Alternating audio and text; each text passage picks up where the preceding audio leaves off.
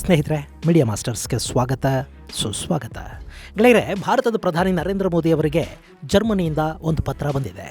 ಅದೇನು ರಾಜತಾಂತ್ರಿಕ ಪತ್ರ ಅಲ್ಲ, ಜರ್ಮನಿಯ ಆಡಳಿತ ಬರೆದ ಪತ್ರನೂ ಅಲ್ಲ. ಆದರೂ ಆ ಪತ್ರಕ್ಕೊಂದು ಮಹತ್ವ ಇದೆ. ಅದು ಭಾರತ ಮಾತ್ರ ಅಲ್ಲ, ಇಡೀ ಜಗತ್ತನ್ನ ಒಮ್ಮೆ ಏಷ್ಯಾದ ಕಡೆ ತಿರುಗಿ ನೋಡೋ ಹಾಗೆ ಮಾಡ್ತಾ ಇದೆ. ಅಂದಹಾಗೆ ಆ ಪತ್ರವನ್ನ ಬರೆದಿರೋದು ಜರ್ಮನಿಯಲ್ಲಿ ನೆಲೆಸಿರುವ ಒಬ್ಬ ಪಾಕಿಸ್ತಾನಿ ರಾಜಕೀಯ ನಾಯಕ. ಆತ ಅದರಲ್ಲಿ ಪಾಕಿಸ್ತಾನದಿಂದ ನಮ್ಮನ್ನ ಕಾಪಾಡಿ, ಪಾಕಿಸ್ತಾನದ ಅಣ್ವಸ್ತ್ರಗಳಿಂದ ಪಾಕಿಸ್ತಾನವನ್ನ ಮತ್ತು ಇಡೀ ಏಷ್ಯಾನ ಕಾಪಾಡೋ ಶಕ್ತಿ ಭಾರತಕ್ಕೆ ಮಾತ್ರ ಇದೆ, ಪ್ಲೀಸ್ ಮೋದಿಜಿ ಹಮೆ ಬಚಾಯಿಯೇ ಅಂತ ಮನವಿ ಮಾಡಿಕೊಂಡಿದ್ದಾರೆ. ಇದೇ ಸಂದರ್ಭದಲ್ಲಿ ಭಾರತವನ್ನು ಹೊರಗಿಟ್ಟು ಪಾಕಿಸ್ತಾನ ಮತ್ತು ಬಾಂಗ್ಲಾದೇಶಗಳ ಮೂಲಕ ಚೈನಾ ಮಾಡಿಸೋದಕ್ಕೆ ಹೋಗ್ತಾ ಇದ್ದ ಒಂದು ರೀಜನಲ್ ಕೂಟರಚನೆಯ ಪ್ರಯತ್ನ ಕೂಡ ವಿಫಲ ಆಗಿದೆ. ಹಾಗಾದ್ರೆ ಏನದು ಪತ್ರ? ಚೈನಾ ಇಲ್ಲಿ ಏನು ಮಾಡೋದಕ್ಕೆ ಹೋಗಿತ್ತು? ಅದು ಯಾಕೆ ವಿಫಲವಾಯಿತು? ಬನ್ನಿ ನೋಡೋಣ.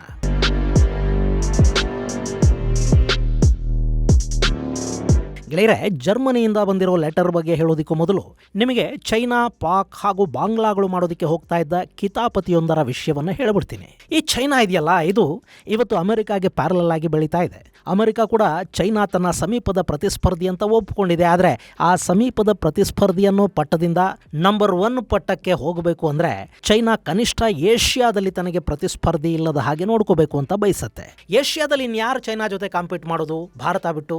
ಸೊ ಭಾರತದ ಪ್ರಭಾವವನ್ನು ಏಷ್ಯಾದ ಮಟ್ಟಿಗೆ ಕಡಿಮೆ ಮಾಡಬೇಕು ಅನ್ನೋದು ಚೈನಾದ ಉದ್ದೇಶ. ಅದಕ್ಕಾಗಿಯೇ ಅವರಿಗೆ ಪಾಕಿಸ್ತಾನ ಬೇಕು. ಇಲ್ಲಿ ಪಾಕಿಸ್ತಾನ ಅನ್ನೋ ಈ ಚಿರುಕುಟು ದೇಶದ ಅದೃಷ್ಟ ಆಧಾರಪಟ್ಟಿರೋದೇ ಭಾರತದ ಶಕ್ತಿಯ ಮೇಲೆ. ಭಾರತ ಶಕ್ತಿಶಾಲಿ ಆಗ್ತಾ ಇದೆ ಅಂದರೆ ಅದನ್ನು ಅಮೆರಿಕಾನೂ ಸಹಿಸೋದಿಲ್ಲ, ಚೈನಾನೂ ಸಹಿಸೋದಿಲ್ಲ. ಸೊ ಭಾರತದ ಶಕ್ತಿಯನ್ನು ಕಡಿಮೆ ಮಾಡಬೇಕು ಅಂದರೆ ಅಲ್ಲಿ ಏನಾದರೂ ಸಮಸ್ಯೆ ಶುರು ಮಾಡಬೇಕು. ಹಾಗೆ ಸಮಸ್ಯೆಯನ್ನು ಸೃಷ್ಟಿ ಮಾಡೋದಕ್ಕೆ ಅಂತಲೇ ಅವರು ಪಾಕಿಸ್ತಾನವನ್ನು ಸಾಕ್ತಾ ಇದ್ದಾರೆ. ಪಾಕಿಸ್ತಾನದ ಹೊಟ್ಟೆ ತುಂಬುತ್ತಾ ಇರೋದೇ ಭಾರತ ವಿರೋಧಿ ಶಕ್ತಿಗಳಿಂದ. ಇನ್ನು ಈಗ ಕೂಡ ಇಲ್ಲಿ ಭಾರತವನ್ನು ಹೊರಗಿಟ್ಟು ಸೌತ್ ಏಷ್ಯನ್ ದೇಶಗಳ ಕೂಟವನ್ನು ರಚನೆ ಮಾಡಬೇಕು ಅನ್ನೋ ಐಡಿಯಾ ಚೈನಾದ್ದು. ಈಗಾಗಲೇ ಇಲ್ಲಿ ಸಾರ್ಕ್ ಕೂಟ ಇದೆ.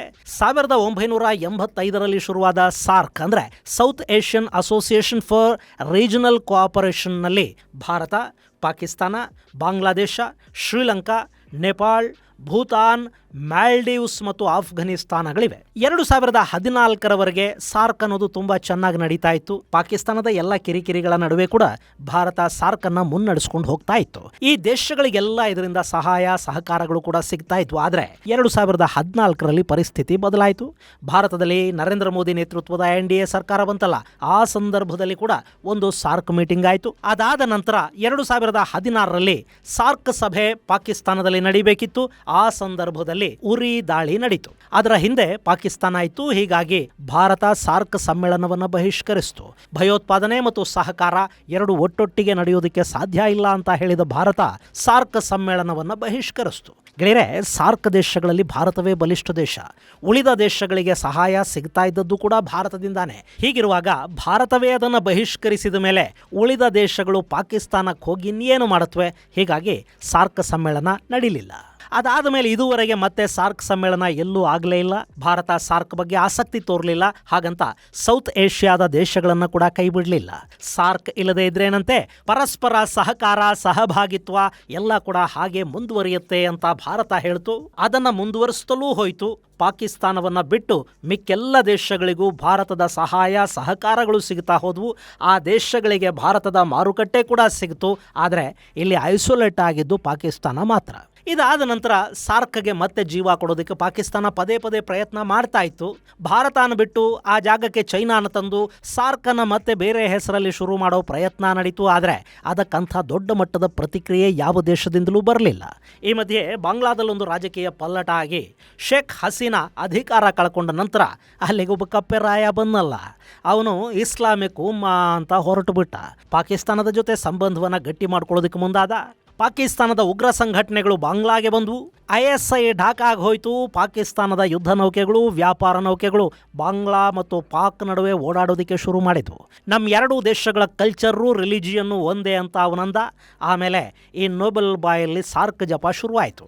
ಭಾರತವನ್ನು ಹೊರಗಿಟ್ಟು ಕೂಡ ನಾವು ಸಾರ್ಕ್ ಮಾಡಬಹುದು ಅಂತ ಇವನು ಹೇಳೋದಕ್ಕೆ ಶುರು ಮಾಡ್ದ. ಆಯಿತು ಮಾಡಿಯಪ್ಪ ಅಂತೂ ಭಾರತ. ಗೆಳೆಯರೆ, ಇಲ್ಲಿ ಪಾಕಿಸ್ತಾನ ಬಾಂಗ್ಲಾದೇಶ ಎರಡೂ ಒಂಥರ ಚಿಂದಿ ಚೋರು ದೇಶಗಳೇ. ಅದರಲ್ಲೂ ಪಾಕಿಸ್ತಾನದ ಜೊತೆ ಸಂಬಂಧ ಬೆಳೆಸೋ ಮೊದಲು ಅಂದರೆ ಹಸೀನಾ ಇದ್ದಾಗ ಬಾಂಗ್ಲಾದಲ್ಲಿ ಇದ್ದದರಲ್ಲೇ ಒಂದು ಸ್ವಲ್ಪ ನೆಮ್ಮದಿ ಇತ್ತು.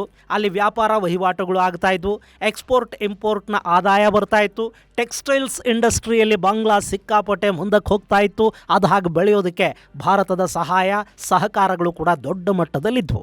ಭಾರತ ಬಾಂಗ್ಲಾದೇಶದ ಸರಕು ಸಾಗಾಟಕ್ಕೆ ತನ್ನ ಏರ್ಪೋರ್ಟ್ ಹಾಗೂ ಬಂದರುಗಳನ್ನು ಬಳಕೆ ಮಾಡೋದಕ್ಕೆ ಬಿಟ್ಟಿತ್ತು, ಡ್ಯೂಟಿ ಫ್ರೀ ಅವಕಾಶ ಕೊಟ್ಟಿತ್ತು. ಆದರೆ ಈ ನೊಬೆಲ್ ಗಿರಾಕಿ ಬಂದು ಪಾಕಿಸ್ತಾನವನ್ನು ಯಾವಾಗ ತಬ್ಬುಕೊಳ್ಳೋದಕ್ಕೆ ಶುರು ಮಾಡಿದ್ನೋ, ಯಾವಾಗ ಭಾರತದ ವಿರುದ್ಧ ವಿಷಾಕಾರೋದಕ್ಕೆ ನಿಂತನೋ, ಭಾರತ ಬಾಂಗ್ಲಾದೇಶಕ್ಕೆ ಬಾಗಿಲು ಮುಚ್ಚಿತು. ಈಗ ಅಲ್ಲೇ ತಿನ್ನೋದಕ್ಕೆ ಅನ್ನ ಇಲ್ಲ, ಭಾರತ ಅಕ್ಕಿ ಕೊಡೋದಿಲ್ಲ ಅಂತ ಹೇಳಿದ ಮೇಲೆ ಭಾರತದ ಅಕ್ಕಿಯನ್ನು UAEಯಲ್ಲಿ ಹಲಾಲ್ ಮಾಡಿಸಿ ಹರಾಮಿ ಬೆಲೆ ಕೊಟ್ಟು ಖರೀದಿ ಮಾಡ್ಕೊಂಡು ಹೋಗಿ ತಿನ್ನೋ ಪರಿಸ್ಥಿತಿ ಅವರದ್ದು. ಅಲ್ಲಿಗ ಪಾಕಿಸ್ತಾನದ ಹಾಗೆ ದಿನಾ ಗಲಭೆಗಳು ನಡೀತಾ ಇರ್ತವೆ. ಇಂಥ ದೇಶ ಸಹಕಾರ ಕೊಡ್ತೀವಿ ಬನ್ನಿ ಅಂದರೆ ಬೇರೆ ಯಾವ ದೇಶ ತಾನೇ ಹೋಗುತ್ತೆ? ಇದರಿಂದ ಇನ್ಯಾವ ಸಹಾಯ ಸಹಕಾರ ಬೇರೆ ದೇಶಗಳಿಗೆ ಸಿಕ್ಕಿತು. ಹೀಗಾಗಿ ಪಾಕಿಸ್ತಾನ ಬಾಂಗ್ಲಾದೇಶ ಎರಡೂ ಸೇರ್ಕೊಂಡು ಹಿಂದೆ ಚೈನಾನ ಇಟ್ಕೊಂಡು ಶುರು ಮಾಡಿದ್ದ ಸಾರ್ಕ್ ಮರುಸ್ಥಾಪನೆಯ ಪ್ರಯತ್ನ ಕೈಗೂಡಿಲ್ಲ. ಶ್ರೀಲಂಕಾ, ನೇಪಾಳ, ಮಾಲ್ಡೀವ್ಸ್, ಭೂತಾನ್ ಯಾವೂ ಭಾರತ ಇಲ್ಲದ ಕೂಟವನ್ನು ಸೇರೋದಕ್ಕೆ ಸಿದ್ಧ ಆಗಲಿಲ್ಲ. ಇನ್ನು ಆಫ್ಘನಿಸ್ತಾನ, ಅದು ಪಾಕಿಸ್ತಾನದ ನೆರಳು ಬಿದ್ದರೂ ಕೂಡ ಹೋಗಿ ಇನ್ನೂ ಒಮ್ಮೆ ಸ್ನಾನ ಮಾಡಿ ಅತ್ತರು ಬಳಕೊಳ್ಳೋ ಸ್ಥಿತಿಲಿದೆ. ಆಫ್ಘನಿಸ್ತಾನದಲ್ಲಿ ಮೊನ್ನೆ ಅಲ್ಲಿನ ಆಡಳಿತ ಪಾಕಿಸ್ತಾನದ ಬಾಳೆಹಣ್ಣು, ಆರೆಂಜ್, ತರಕಾರಿ, ಔಷಧ ಯಾವುದನ್ನು ಆಫ್ಘನಿಸ್ತಾನದ ವರ್ತಕರು ಮಾರಾಟ ಮಾಡಬಾರ್ದು ಅಂತ ಫತ್ವಾ ಹೊರಡಿಸಿದೆ. ಅಕಸ್ಮಾತ್ ಯಾರಾದರೂ ಈ ಆದೇಶವನ್ನು ಮೀರಿ ಪಾಕಿಸ್ತಾನಿ ಸರಕುಗಳನ್ನು ತರಿಸ್ಕೊಳ್ಳೋದು, ಮಾರಾಟ ಮಾಡೋದು ಕಂಡು ಬಂದರೆ ಕಠಿಣ ಶಿಕ್ಷೆ ಕೊಡ್ತೀವಿ ಅಂತ ತಾಲಿಬಾನ್ ಹೇಳಿದೆ. ತಾಲಿಬಾನಿಗಳ ಕಠಿಣ ಶಿಕ್ಷೆ ಅಂದರೆ ಒಂದೇ, ಬೀದಿಯಲ್ಲಿ ನಿಲ್ಲಿಸಿ ತಲೆಗೆ ಗುಂಡು ಹೊಡಿತಾರೆ. ಸೊ ಪಾಕಿಸ್ತಾನದ ವಸ್ತುಗಳು ಕದ್ದು ಕೂಡ ಇನ್ನು ಮುಂದೆ ಆಫ್ಘನಿಸ್ತಾನಕ್ಕೆ ಹೋಗೋ ಹಾಗಿಲ್ಲ. ಪರಿಸ್ಥಿತಿ ಹೀಗಿರುವಾಗ ಅವರು ಪಾಕಿಸ್ತಾನದ ನೇತೃತ್ವದ ಕೂಟವನ್ನು, ಅದು ಭಾರತ ಇಲ್ಲದ ಕೂಟವನ್ನು ಹೇಗೆ ತಾನೇ ಸೇರ್ತಾರೆ? ಸೊ ಭಾರತವಿಲ್ಲದೆ ಸೌತ್ ಏಷ್ಯನ್ ಕೂಟ ಮಾಡೋ ಪ್ರಯತ್ನಗಳು ಅರಬ್ಬಿ ಸಮುದ್ರದಲ್ಲಿ ಹುಣಸೆ ಹಣ್ಣು ತೊಳೆದ ಹಾಗಾಗಿವೆ. ಇಷ್ಟಾದರೂ ಪಾಪ ಅವರು ಪ್ರಯತ್ನಗಳನ್ನೇನು ನಿಲ್ಲಿಸಿಲ್ಲ. ಯಾರೂ ಬರದೇ ಇದ್ರೇನು, ಬಾಂಗ್ಲಾ, ಪಾಕಿಸ್ತಾನ, ಚೈನಾ ನಾವೇ 3 ಜನ ಸೇರೊಂದು ಕೂಟ ಮಾಡ್ಕೋತೀವಿ ಅಂತ ಬಾಂಗ್ಲಾದೇಶ ಮತ್ತು ಪಾಕಿಸ್ತಾನ ಎರಡೂ ಹೇಳಿವೆ.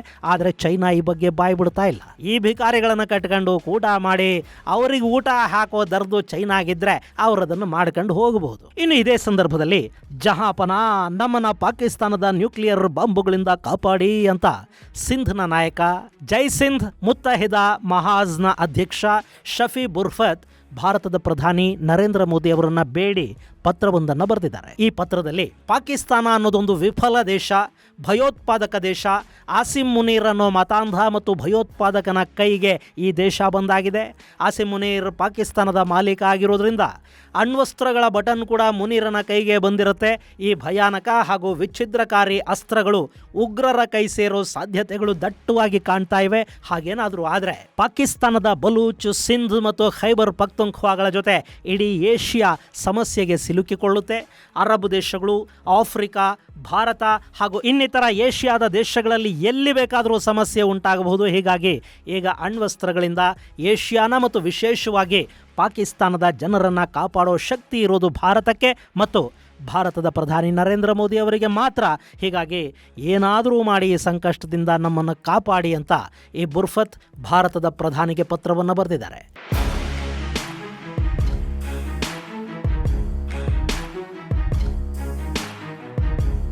ಗೆಳೆಯರೆ, ಬುರ್ಫತ್ ಜರ್ಮನಿಯಲ್ಲಿ ವಾಸ ಮಾಡ್ತಾ ಇದ್ದಾರೆ. ಈತ ಸ್ವತಂತ್ರವನ್ನ ಬಯಸ್ತಾ ಇರೋ ಸಿಂಧು ದೇಶದ ನಾಯಕ.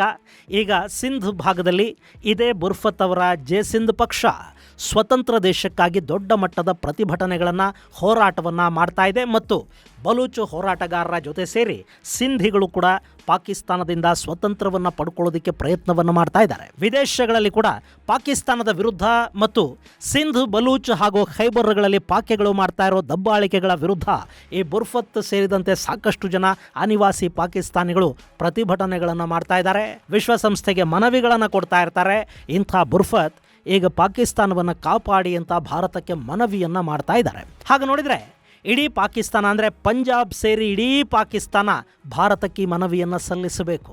ನಾಳೆ ಅಕಸ್ಮಾತ್ ಭಾರತ ಪಾಕಿಸ್ತಾನದ ನಡುವೆ ಯುದ್ಧ ಆಗಿ ಪಾಕಿಸ್ತಾನ ಭಾರತದ ವಿರುದ್ಧ ಅಣ್ವಸ್ತ್ರಗಳನ್ನು ಬಳಕೆ ಮಾಡಬೇಕು ಅಂತ ಅಂದುಕೊಂಡ್ರೂ ಕೂಡ ಪಾಕ್ ಸರ್ವನಾಶ ಆಗಿ ಹೋಗುತ್ತೆ. ಹಾಗಂತ ಭಾರತ ಅಣ್ವಸ್ತ್ರಗಳನ್ನು ಪಾಕಿಸ್ತಾನದ ವಿರುದ್ಧ ಬಳಕೆ ಮಾಡುತ್ತೆ ಅಂತ ನಾನು ಹೇಳ್ತಾ ಇಲ್ಲ.